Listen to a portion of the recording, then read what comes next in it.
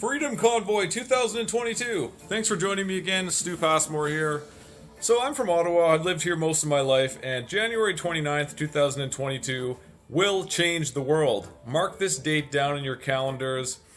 I've never seen anything like this. This doesn't even compare to a hockey gold medal for Team Canada at the Olympics. People were on the bridges in the suburbs in Ottawa. I've never seen anything like that. I have to cover both angles though. The official numbers were way overblown. There's nowhere close to 50,000 trucks or a million people in the city. Understand that winter in Ottawa is brutal. It's been minus 20 for a couple weeks now. So the only thing for people to do, especially during lockdown, is come and skate on the Rideau Canal or walk around downtown and take photos and stuff. So thousands of the people in the photos from the aerial drones are just people trying to have a good time with their family and stuff, but yeah, nowhere close to the 50,000 trucks and 1.2 million people that were supposed to descend on Ottawa. I did notice a lot of pickup trucks with Canadian flags in the back.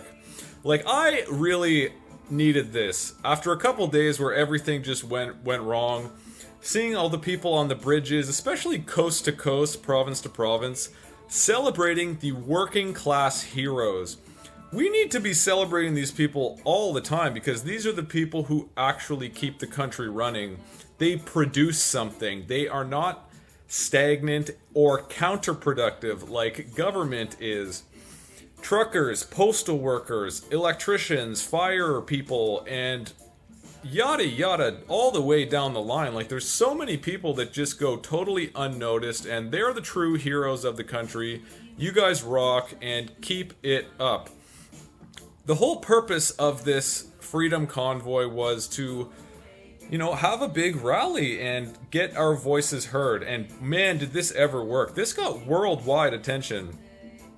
It's those photos from all the overpasses, especially from coast to coast in BC, people were celebrating this. In Alberta, that's like 8,000 kilometers away from Ottawa. Keep in mind though, this is not going to make anything better. Everything is just going to get worse. Government never gives up. More and more laws come every day. That's why taxation didn't stop at 3%. It just goes up more and more. In a parliamentary democracy, you're guaranteed two things: financial waste and loss of liberty. As long as people still believe in the false concept of authority, people are still going to boss you around and keep telling you what to do with your life. And this is the underlying problem. Authority does not exist, so stop appealing to authority. I'm not big on protesting either, or flag waving. However, I am proud to be a Canadian and to celebrate, the working class people and all the people who are moral in the world and who do not like all this lockdowns. Being in a situation of lockdown is completely unacceptable, especially for the youth. The youth are growing up today not even wanting freedom. They think that lockdowns are totally acceptable. I was really hoping there would be a big youth pushback. The best rebels are in the streets, and if your rebels in the streets are a bunch of 55-year-old guys driving trucks, like, that's really not gonna have a lot of staying power, I also work with a lot of truckers, and every single one of them wear masks. So, are they gonna stop tomorrow? No, probably not. They're probably just gonna go back to work, put on their mask, and this was just a whole thing to get photos for a lot of them.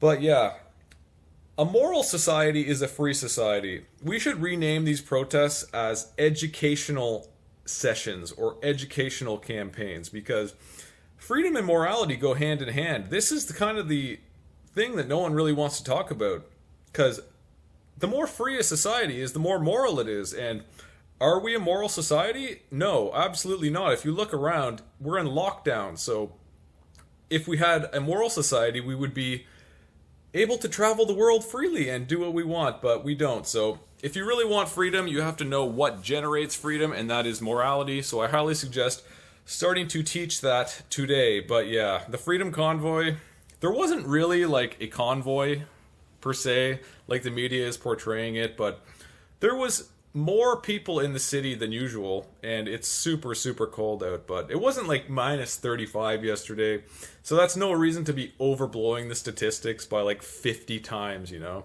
I had no problem going Gatineau back Friday or Saturday, across the bridges, nothing was closed.